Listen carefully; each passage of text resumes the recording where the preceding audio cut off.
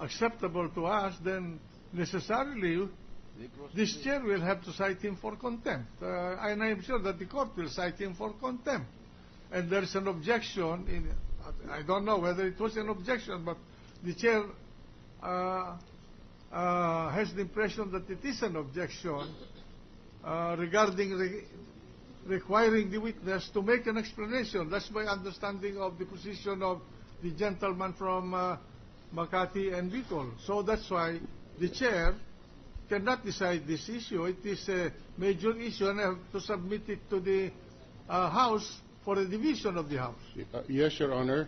If I heard Senator Joker Arroyo correctly, he said it was not an objection. And he can confirm or deny that, but we thought that we heard him say it is not an objection. In any So case, it's not an objection. It is not. May I request the gentleman from Makati to state it into the record? Quite frankly, Mr. President, I don't know whether to call that an objection or a manifestation or an observation. But my colleagues seem to be in a hurry to crucify this witness. Here is a witness who came here in obedience to our subpoena. He did not come here. His testimony is not in bad faith. Look at this witness. Is he acting in bad faith? What he is saying only is that he has to protect the bank, the depositors, and whatever. But what is the response of the Senate? To cite him, to explain why he should not be cited for contempt. Is his action so far contemptuous? Let me ask you. Is his action so far contemptuous? That is the question. Mr.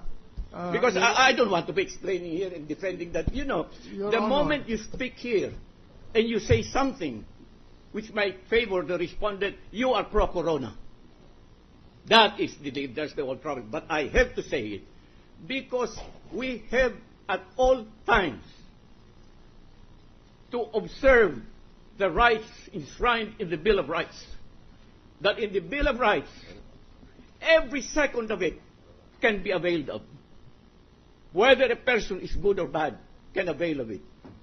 Now, this person is in effect asking that why am I being punished? Have I done anything contemptuous? Oh. Anyway. If you are in a hurry, I give up. No, Mr. President. Majority Floor Leader. Yes, Mr. President, on the contrary, we are not. And as accepted by the proponent or the movement, I think it is clear. So may I call for the previous question, Mr. President, as amended? That the witness explain by tomorrow 12 noon. Give an explanation of why he did not bring the other... Just an explanation. Yes. Is that satisfactory to the proponent of the...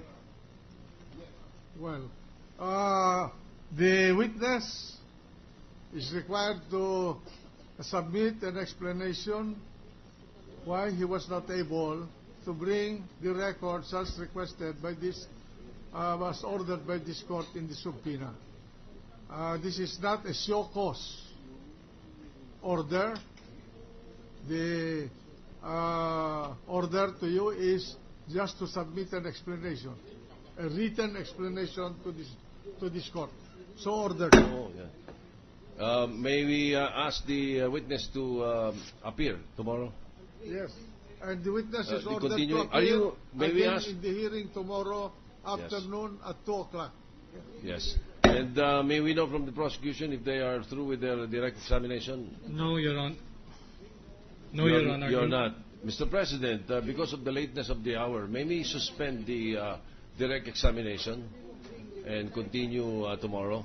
Direct Your examination Honor, is suspended. may we make a motion, Your Honor? And that is to save on time, Your Honor.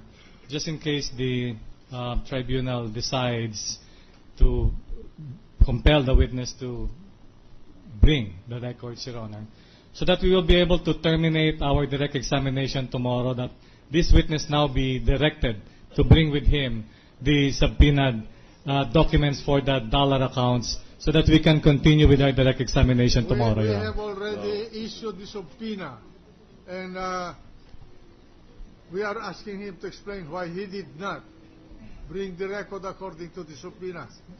That's the decision of this Yes. court. May I have... Thank you, Your Honor. Thank you. With that, Mr. President, may we do just Just a minute. Unless The gentleman from Pampanga, what's your pleasure? Yes, Mr. President, just a clarification regarding the documents that will be forwarded, because the subpoena requested for bank documents, particularly ending balance for from 2007 to 2010 of the different accounts that the witness already testified to. My question, Mr. President, is that there are some accounts that were zero all throughout, but it appears like in the middle of the year there were some bank transactions. So my inquiry, Mr. President, is just to complete the picture, should we not access those documents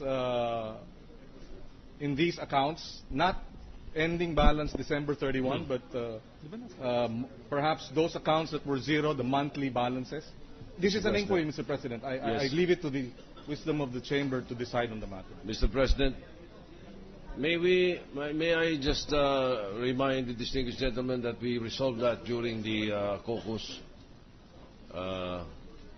and that was decided on already, that anything that is not in parallel with the 31st of December of any particular year will not be related to the SAL-N.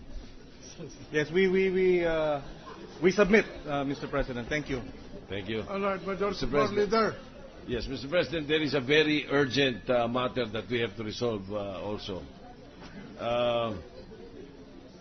We have a resolution that we would like to read for the record, just the pertinent portions. This is a request of the prosecution to subpoena members of the Supreme Court. And this resolution of the court resolves the request for issuance of subpoena requiring Honorable Martin Villarama Jr., Honorable Maria Lourdes Sereno, Honorable Bienvenido Reyes, and Honorable Presbiterio Velasco, all Associate Justices of the Supreme Court, to appear and testify, as well as bring before this court the pertinent records in their possession relative to AM number 11-10-1-SC, letters of Attorney Estelito Mendoza, Flight Attendants Steward Association of the Philippines versus Philippine Airlines. The stated purpose of the subpoena is to require the above-named Associate Justices of the Supreme Court to testify on the participation of Chief Justice Renato Corona in October 4, 2011 Supreme Court in bank session, specifically the deliberations of the letters. The court resolves... no, wait a minute. Yes. The chair prepared a written resolution of this issue, and it's best that it be read in toto into the record for the information of the public. Okay, because of the lateness of the hour, Mr. President, may we do that tomorrow, or would you want us to read the Right resolution now, in total now? We'll wait until we can finish until 8 o'clock. The chair orders the reading of that resolution.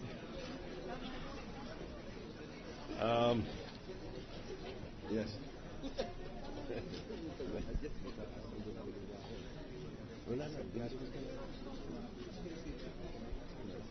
Let There may be questions from you people. let the clerk of court read the resolution. Yes, Mr. President. Before we do that, Mr. President, there is a request by a member of the court to just ask a few questions to the witness, if we will allow. Senator Osmeña wishes to be recognized, The Mr. President. gentleman from Cebu may proceed. Thank you, Mr. President. I'd like to address some clarificatory questions of the witness. Mr. Garcia, the PS Bank